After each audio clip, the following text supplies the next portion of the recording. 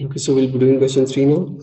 In question 3, they're saying we have a global 1D array called Q data of string values. The array has a space for 20 elements. Okay, and then they're saying the global variable Q head will store the index of the first element in the queue, and then the Q tail will store the index of the last element in the queue.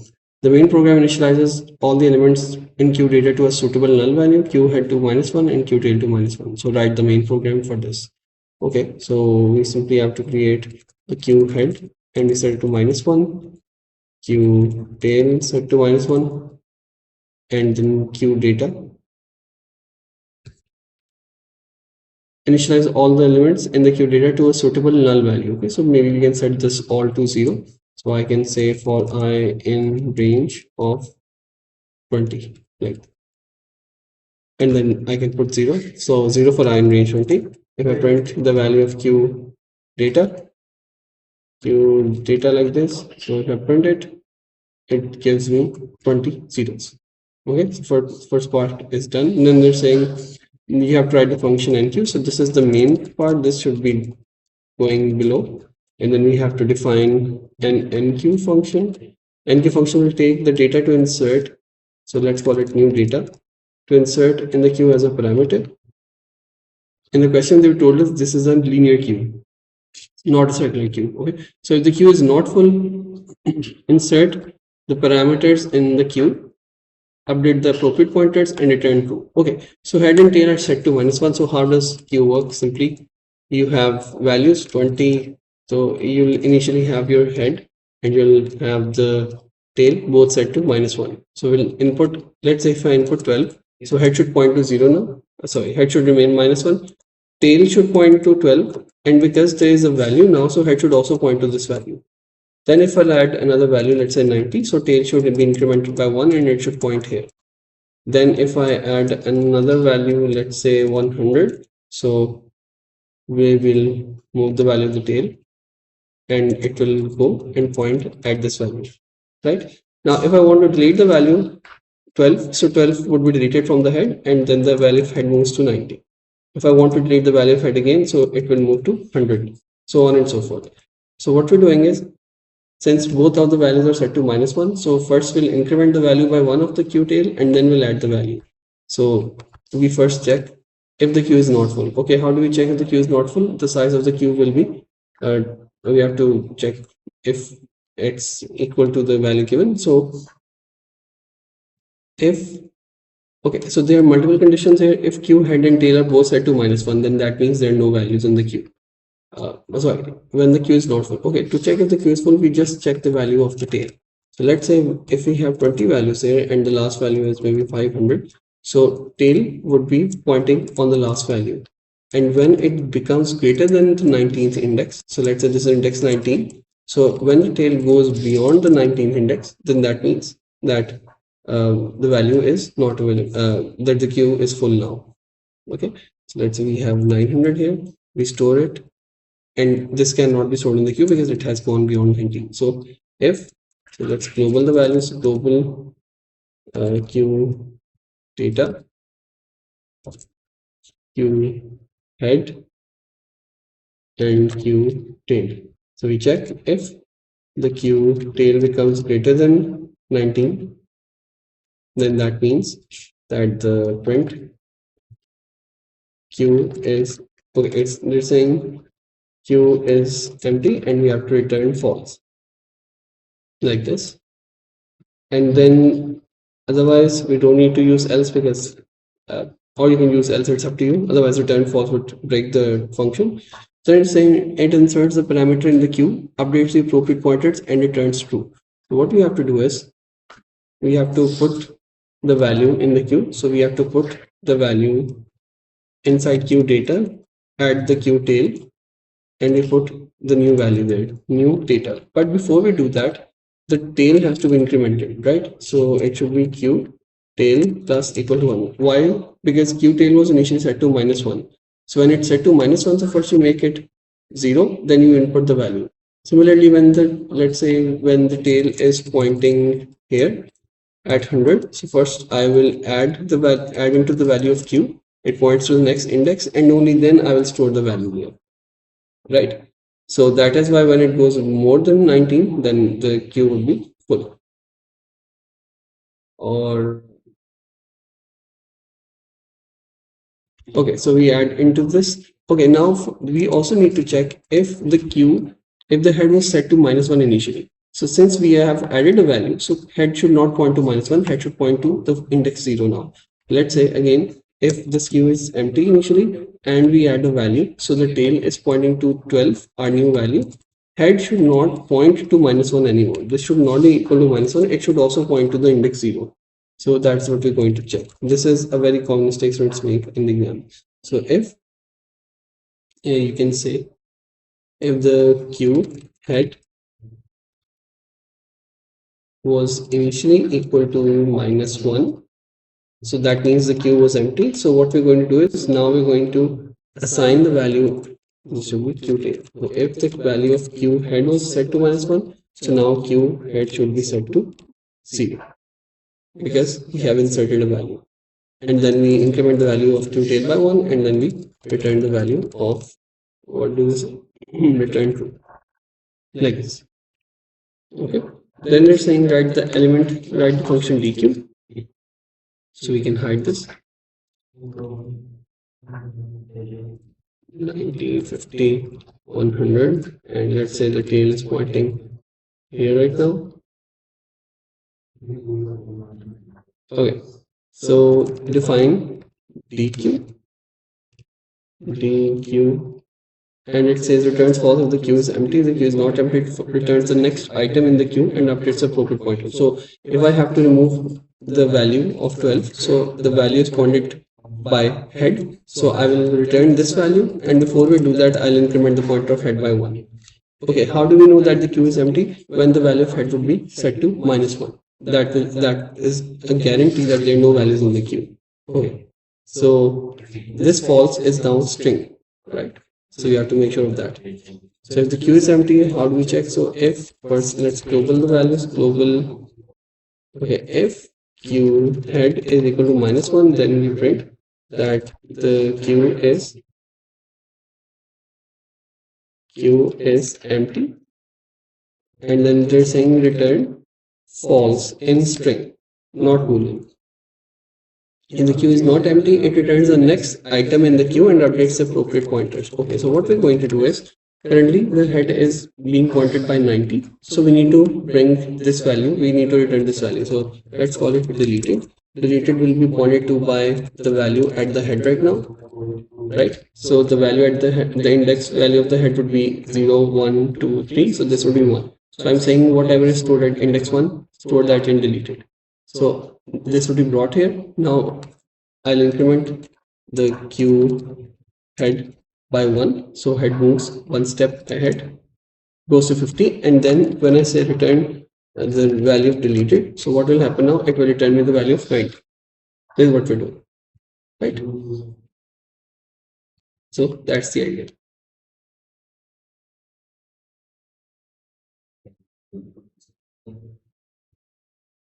Okay, then part D. Okay, now in this part what we have to do is, also there was one change that we made. This should be greater than equal to 19. So when the tail is already pointing at 19, let's say we have 4 elements here, and if the tail is already pointing at the 4th element here, that means that the queue is full. Okay, so we use this equal sign here.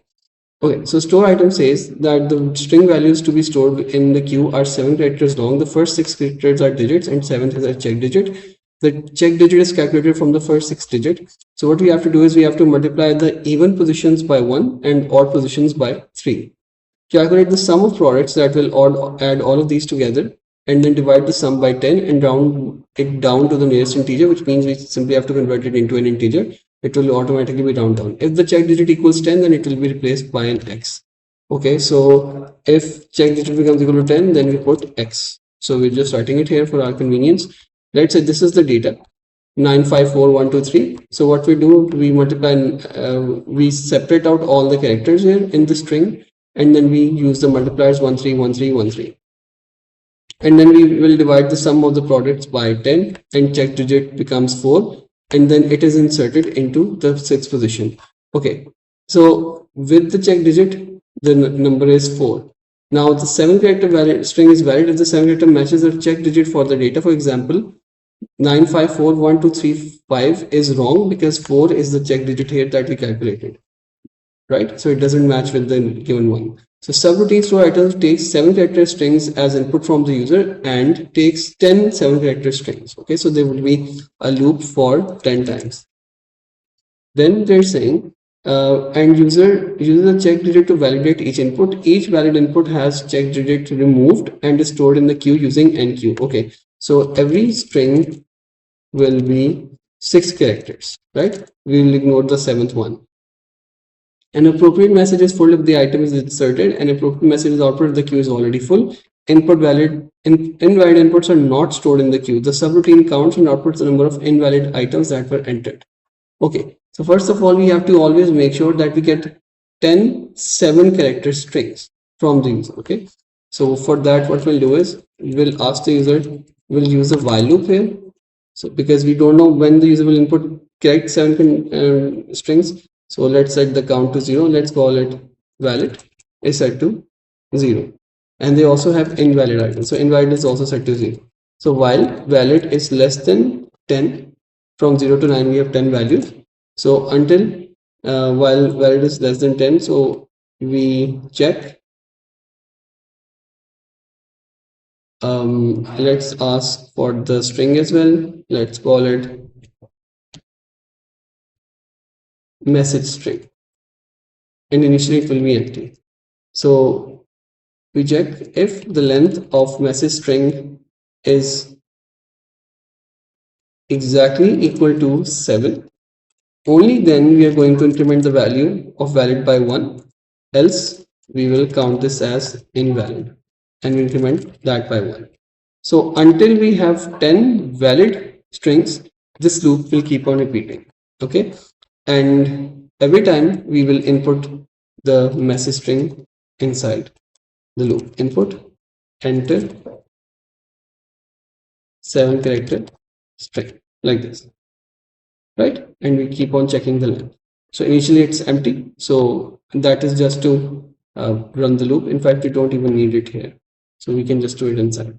So if the length of it is 7, then valid plus 1, otherwise invalid is counted. An appropriate message, invalid inputs are not stored in the queue. The subroutine counts and outputs the number of invalid items that were added. So this is the first part. Now I need to extract. So once if the length is 7, then I'm going to do everything else. I need to get the first character out. So let's call it first, the last character out. So I need to remove the last character. So we can just call it trimmed message string. So how do we get the first 6 characters? For simply, I'll write from 0 to 6 like this. Okay, so this will get me the first 6 characters like this. And if I just show an example here, let's say we have a string a is equal to xyz, and if I print the value of a from 0 to 2, if I run it, so it just prints xy. So the last value is gone. Okay, it only prints values from 0 and 1. So 2 values. From 0 we need 2 values. Similarly, that is what I have here. From 0 we need 6 values. So this will get you remove the last character. Okay, once this is done, now the question says you simply have to get each character out from the string. Okay, how do we get the string characters out? For that we can use a for loop, and then we can check if the value, and then we can simply put them all in an array. Okay, so what we'll do is I'll create another array. Let's call it characters maybe, or digits, and digits would initially be empty, and we will always reset it for every string. Okay, for 7, because there would be 7 strings, 10, so there would be 10 strings, so we reset it to empty initially. And now for character in trimmed message string like this. So what will it do? It will break down the whole string. So this whole string will be broken down into 9, 5, 4, 1, 2, 3. And what do I need to do? I need to store them in an array. This is just one of the possible ways. Okay, so I'll store them in the digits array, right? So I will get an array that would look like this: 9, 5, 4, 1, 2, 3, and these would all be string values. Now the next thing I have to do is I need to convert these into integer because I'll be adding them, so I convert them into integer. Then the question says that the position would dictate the multiplier. So what we'll need to do, so we have indices here: 0, 1, 2, 3, 4, 5. So I'll get the index just like we do normally inside a for loop. I'll check if the value of I is, if it is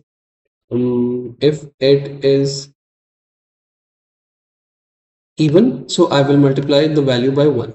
Okay, and if the value is odd of I will multiply it by 3. So that is what I'm going to do here. So I'll write a loop now. So once our inner loop is done, so we have the array ready like this. So I'll bring it out. So after the for loop has run, we will have an array like this, right? So now we just have to find the sum of product. So I'll say for, let's say, I in range length of digits like this. So it will run for the length of the digits, which would be 9, 5, 4, 1, 2, 3. So 1, 2, 3, 4, 5, 6.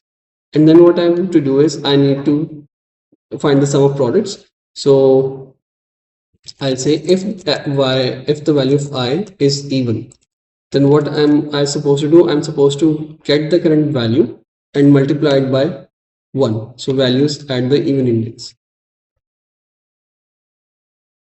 So this would be, or in simple terms, you can just say 0, 2, and 4. So the value at index 0 and 2 and 4, you can hard code it. It's just 5, 6 values, but I'm just using a loop here.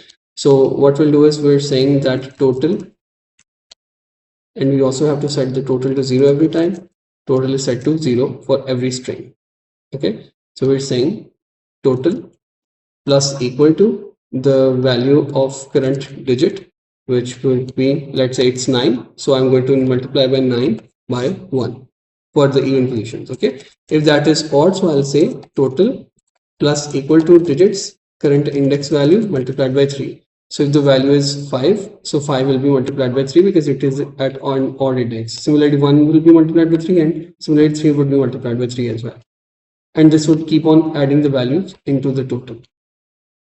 Right, so once this is done, then we finally need to outside this for loop now what we need to do in the final part is that we are supposed to divide the sum of products by 10, and we have to round the result, and then we check the check digit. So check digit is equal to divide the sum of products by 10. So total divided by 10, it has to be rounded down, so I'll just convert this into an integer, so the decimal part is gone. And then we check if check digit is equal to 10. So I'll say that maybe check digit would get the value x. Okay, otherwise we are just going to convert check digit to a string value because it is an integer right now, and we want to add it in the initial string, right? So if it is 954, we need to add 4 at the end of the string. So that is why I'm converting it into an integer if it becomes equal to 10. And then lastly, they're saying that each value input has a check digit removed and is stored in the queue using enqueue. So we have to enqueue these as well. So wherever we remove the values, that is where we'll enqueue has the check digit removed and is stored in the queue. Okay, so here we remove the check digit, so here we have to enqueue the value as well, enqueue, and we have to put this into the queue. An appropriate message is output if the queue is in the value is inserted. So we check. So enqueue would return either true or false. So we're going to check the response. So if the response is true, if the response is true, then they are saying that will print value added in queue. Else will say print value or queue is full, like this. Okay, and then that's pretty much the whole thing. And then appropriate message output. Okay, and then when the user will input whatever the value. So 7-character string is valid if the 7-character makes the check digit for the data, for example. So at the end we will check it with the 5th character. So since we removed the 5th character here, let's also store it. So let's get the last character out. So the last character we can get right message string index -1. Okay, this will get us the last character from the rightmost side. And now we are supposed to compare it. So if they match or not. An appropriate message input, invalid inputs are not stored in the queue. Okay, so our input was called message string. So now we have to, so we will not in fact add this into the queue yet. We will wait if it is valid or not. Okay, so this should be done here once we have the check digit marked. Okay, now we're going to check if the check digit is equal to the value that we print, which was last character. Okay, so the input we got, let's say, was 9544123. So now we have to check if the value 4, this last digit, matches the value. So if it is equal to the last character, then and only then it is valid, and then we are going to enqueue it, right? Otherwise we are not going to do anything. So if it is equal to the last character, then we're going to enqueue, and otherwise it's going to count and output the number of invalid values. And once the loop ends, this is the complete loop, and here I'll print count of invalid values would be comma invalid, and this would be can be procedure or function as appropriate, and that's it. So we were doing this question from Measurement 24, paper 4.1, the question number 3. And in the last part, we were supposed to create the function with store items, and that is what we did. There was just one change that we had to do, so this else was indented outside. So the question said that the value would be counted as invalid when the check digit that we calculate does not match with the actual check digit that was passed in the original string. So this else was not supposed to be in parallel to this if condition. Okay, that is only checking for the length. So this was indented one level inside, and the reason for that is that if this if condition is true, and then we go all the way till the end, so we will extract the values, we will find the sum of products, and then we find the check digit, and then if the check digit is actually matching with the last character that we got in the original string, then we enqueue the value. And if that is not the case, if the value does not match the last character, the check digit value, so we will just count it as an invalid string and we will increment the counter by 1. And then when we run the code, and that is given in the next part for the testing purposes, so I input all these values that are given to us, and then this is exactly the output that we're looking for, that we should get 4 output, 4 invalid values as output, and the remaining values are correct because their last digits actually match with their actual check digit value. And with this, the whole question is done.